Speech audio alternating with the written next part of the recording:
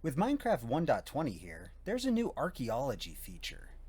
Well, since I'm a professional archaeologist, would you all be interested in me going after one of these buried ruins and excavating it like an actual archaeologist would? Heck yeah, I can do that. I can totally do that. Matter of fact, let's do that right now.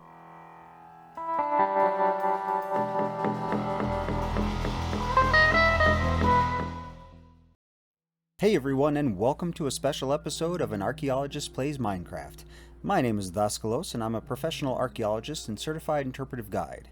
A while back, I asked the community if you would be interested in seeing an archaeologist go through the Archaeology feature of 1.20.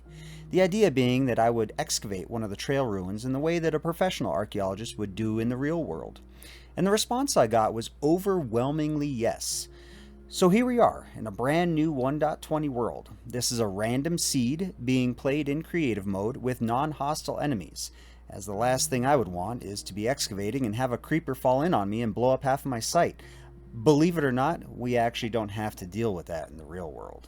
So let me grab the seed real quick and I'll be right back. A few minutes later. Okay, I'm back. Here is the world seed if you would like to check it out and follow along. But let's go ahead and get into it. So I'm in an old growth birch forest biome, which is supposed to have one of the new trail ruin structures that are part of version 1.20. Now, in the real world, assuming this is American archaeology, we would start what is known as the Section 106 process, which I'll have to modify for this game. But to give you an idea of what Section 106 is, it is the blueprint in which cultural resource management firms follow when doing archaeology in America. The first few steps will be modified because I can't really check in with any stakeholders for the area, and I can't really do any research. Though checking the seed map to see where ruins are could be considered research, which I've done, by the way. So now that I know where things kind of are, I'm going to do a systematic survey of the area.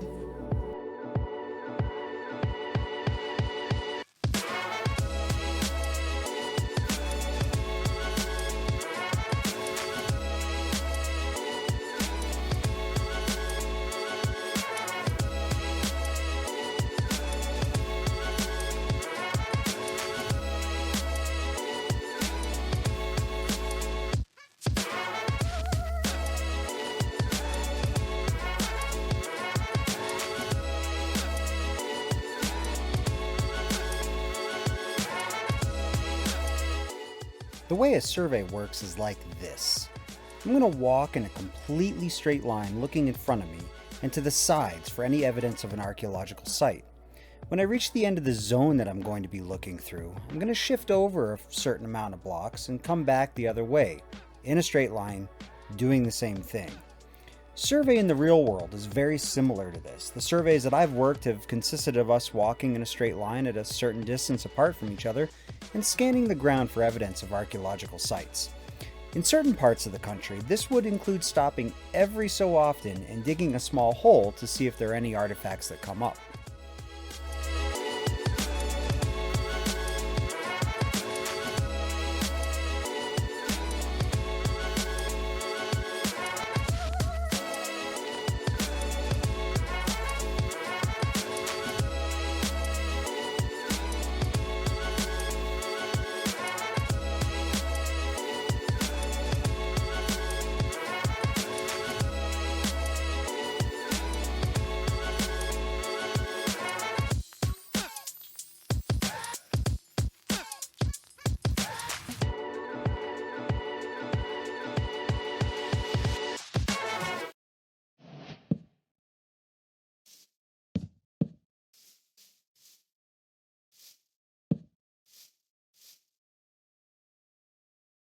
Alright, I seem to have found the beginnings of the trail ruins.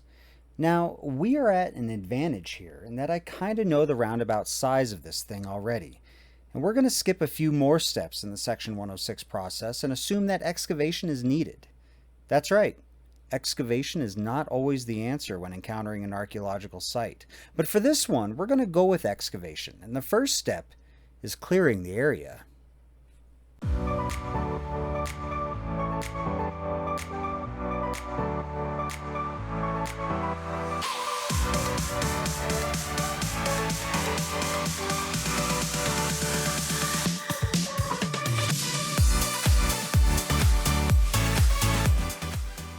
I mentioned earlier that excavation is not always needed, and there's a reason for that. Keep in mind, excavation is a destructive process. You can't put the dirt back in the same way it came out. So we have to really pick and choose our battles. Sometimes, moving the project so as not to disturb the archaeological remains is the best plan of action.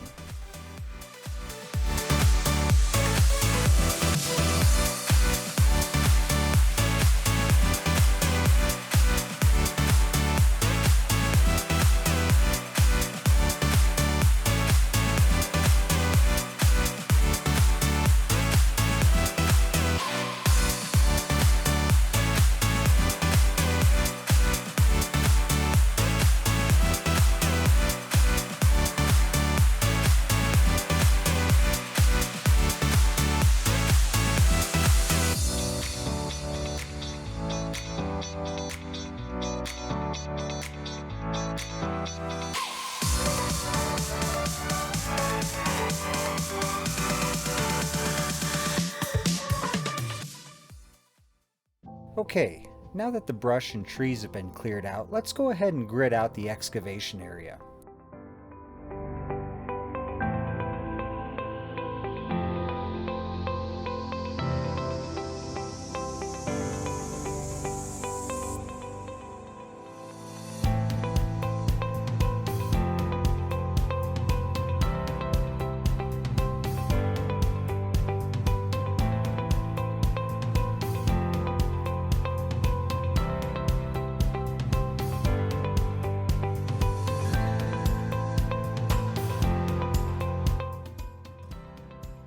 I'm going to use some redstone dust to make the grids because it lays flat on the blocks and doesn't take a whole one up.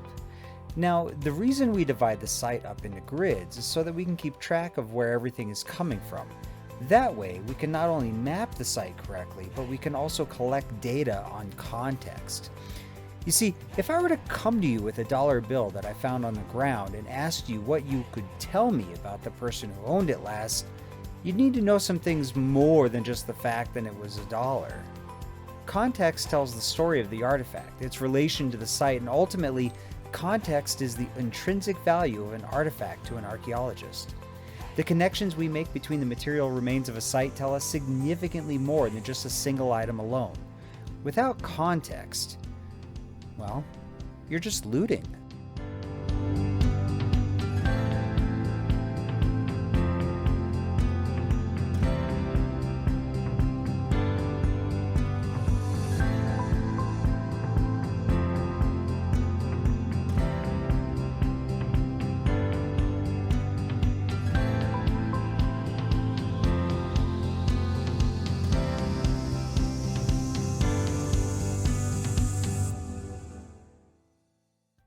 So there it is, the prep work is done. I don't know which way the site goes, and I'm hoping it goes this way or this way.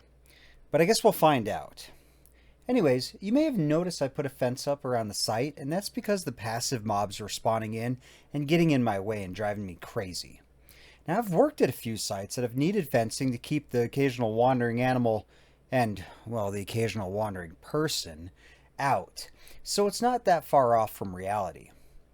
Anyways, I think that'll do it for now. For next episode, we'll break ground on this site and see what we find. But until next time, I'll see you then.